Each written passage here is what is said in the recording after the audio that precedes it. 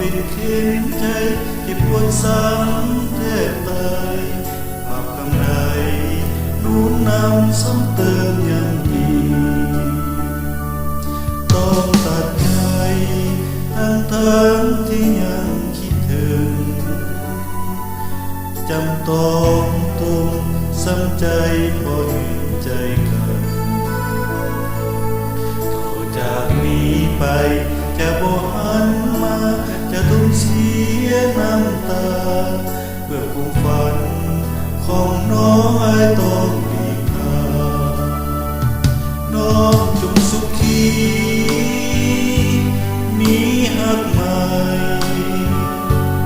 หายจะทนบทสาลีทางไปจะคอยทำใจเสพน้ำตา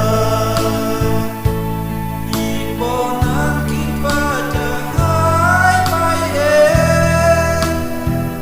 หากชีวิตนี้หายยังอยู่คิดว่าจากวันภาพหลังคงจะลบเลือน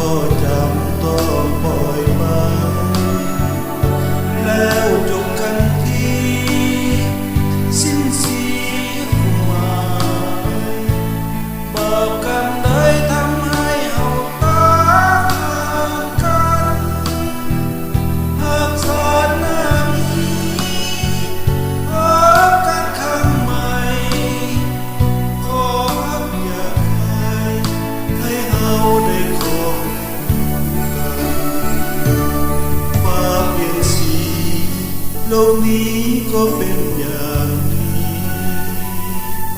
ความฮักมีแล้วจำต้องมา